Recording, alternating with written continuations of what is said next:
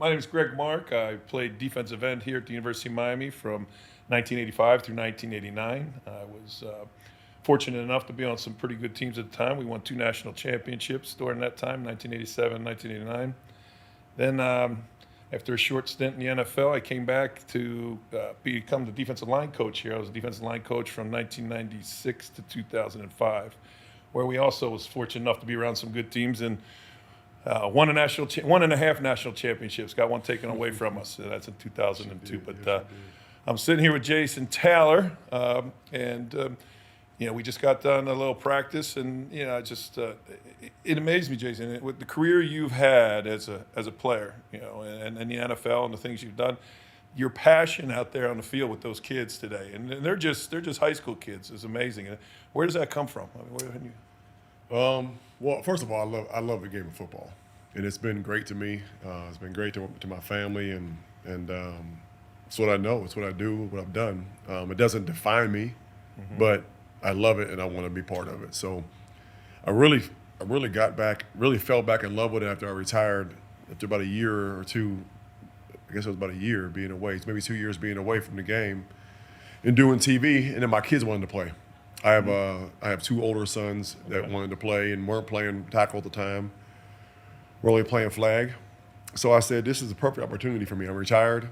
I have nothing to do besides golf and fish, and I suck at golf. So I might as well start coaching them. So I started coaching with a former teammate of mine, actually, Sam Madison. He and I started coaching. We were 10U, or I think we were 10, either 10 or 11U, I forget. I think it was 11 maybe, and we coached the team, ended up winning the championship, but being around my kids, being able to mentor my kids, be around like you're not able to be around when you're playing, and be involved, and then you start treating the other 50 kids like they're your own son, and then here I am in 2023. I'm sitting at the University of Miami. How about that? It's been kind of a whirlwind and been quick. I took a couple turns, had a chance to go to St. Thomas Aquinas for 5 years, which was amazing. I loved that. Coached my kids all the way through high school. And that's really what happened was my older boys, I have a young one as well. My older boys both graduated and went to college to play ball. All right. So I was like, okay, am I going to coach somebody else's kids? My kids aren't here anymore. What do I do? And you don't make very much money as a high school coach. So I'm like, this is a lot of time. Let me figure this out. And then Coach Cristobal wouldn't leave me alone. And he finally got me. He finally broke me down. Well, he is a heck of a recruiter. Yes, Let me tell you, he puts the work in and puts the time in. And watching you out there, it brings back a lot. And like we may have talked a little bit before, but when I was coaching, we used to go around and visit other programs, and obviously with the Dolphins right up the road. I remember coming up there it might have been one of the OTAs or something early. It wasn't, maybe in the beginning of camp. We showed up there, and there was this tall, skinny guy coming off the edge, which out of I don't even remember what college you went Akron. to. Akron. That was right. Yep. Yeah. And I just remember everybody raving about you and watching you. And I said to myself, it's going to fit with what Coach Johnson does out there. He coming off that edge and doing what you do. Amazing career. And is there anybody that you see on the team now, the current team that's playing, that you say maybe that kid's gonna be the one? Well, it's funny, seeing these kids now, recruiting kids, and then also seeing the freshmen that we have on campus, where they are at 18 years old versus where I was at 18 years old. Even the 17-year-olds that I'm recruiting currently that are in high school, it's amazing how much further along they are. Yeah. I'm talking about not even close, light years ahead. First of all, I was 175 pounds. I was a wide receiver in high school, and wide receiver, some tight end, which just means we don't throw the ball, so you got to line up a tight end and block, and playing safety. So, seeing where they are now and how advanced they are, I couldn't have played at a place like this. I couldn't have played at a big school like the University of Miami coming out. So Akron was right for me. It helped me grow. It helped me mature and learn. I didn't play football until I was in junior in high school. I joined the team. So it was a perfect match for me to and it was free. That was a deciding factor. Truth be told, I'm saying all this other crap. It was free. My mom was like, if it's free, you're going. Yep. And that's the only one I had, the only offer I had. So, Okay. when I look at these guys we have now, we've got kids that are light years ahead, whether they're the 18-year-olds, the 19-year-olds, whether they're true freshmen or sophomores, or some of our senior guys that'll be, in the NFL next year and or have a chance to go to the NFL next year. We've got some really, really good guys in the room that have opportunities to play a lot on Saturdays and they have a chance to play on Sundays, and it's up to them. But it's who's the next one that's like me? I mean, there's none that are like me, and I'm not saying that from a cocky standpoint. There's not a kid on this team that at 18 to 20 years old or 21 years old is where I was. Yeah, because they're all ahead of me. I can see it. I mean, it's amazing. Again, just listening to your story, it parallels a little bit. I didn't start playing football till ninth grade. I was a basketball player, baseball player.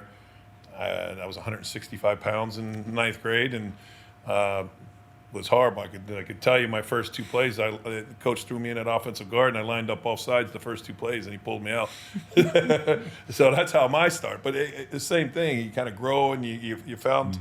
I'm imagining you had some good coaches that led you in the right direction, and then the opportunities you took advantage of.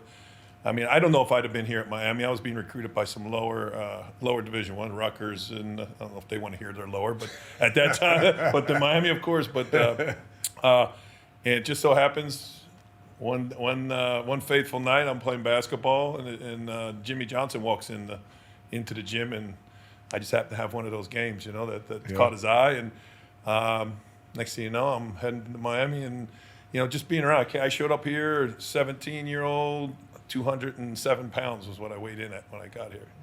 And just, again, being around the program and in the right time with the right people, and grew into having a pretty darn good career. And not quite. I don't have a gold jacket, but we did win a few games and had a good time.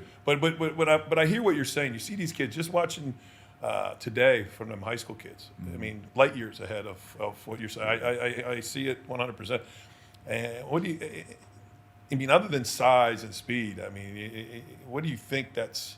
I mean, is it more just exposure to different programs? Yeah, I probably. I mean, I think guys are playing at an earlier age in a different way.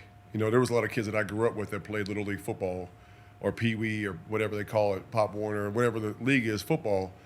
And then, I grew up in Pittsburgh. So when that season ended, everybody went and played basketball. Yeah. And then when that ended, everybody went and played baseball. And then everybody went and played whatever. It was like whatever the season was, they played it. I think now it's just so much more sport and position specific, and they do it year round. I think kids are just a lot more advanced. I don't know if it's the food is different too. People are just getting, I guess the whole world is just getting bigger, faster, and stronger, and it translates to our game. I mean, you coached this game at this university for 10 years, or quite some time. What do you see different from the guys you had on the D line, particularly from the ends? Because D tackles are always big. Sure. I think D ends started changing. I like to say right around 1997. When somebody came from Ohio, from a school in Ohio to the Miami Dolphins. But what's the evolution that you've seen on the edges, if any? Well, back when I first started playing or got here to University of Miami, I think it was the defensive end position was kind of revolutionized by running even from most defenses. It was kind of 3 yards in a cloud of dust on offense. You had your 50 fronts, 2 gap in. It really wasn't that air game, that pass game that you needed an edge guy to just come off and get it. And I think that was revolutionized by Dave Wanstead and Jimmy and their defensive scheme, and whoever they, cherry picked it from as well and picked it. But taking linebacker type size guys and bringing them down, and put them on the edge, putting them in a 3-point stance. It's always foreign to those guys that come down off of 2, and battling in the trenches. And I think from that point, like you're talking about in that late 80s, early 90s, mid 90s, how that transformation took place. What I see is exactly what you're talking about. Where guys were 220, 230, 240 doing it. Now they're 260, 280, 300 doing the same things that those guys were doing, which is which again gives them a lot more versatility. They're having guys that are 280 pounds covering running backs out of the backfield.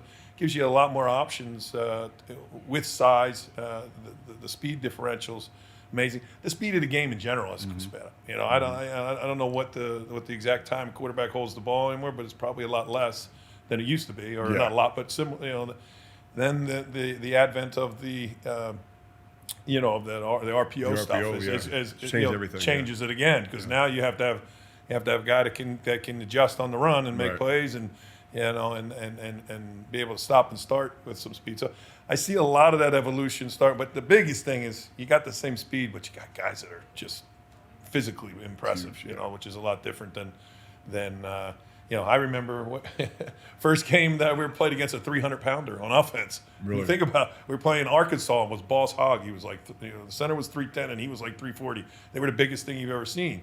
You know, back then, offensive linemen were 280. So now they're 300 across the board. Yeah, and so they were just anomalies. Now they weren't the 300-pounder you see today. Right. They were rolling balls. So to me, that's it. Size, speed. I think you know, the speed of the game itself has truly picked up, and it's you know, that's the evolution that we're moving. I can't wait to see what you guys do next year. Well, we're putting it together. We're getting there.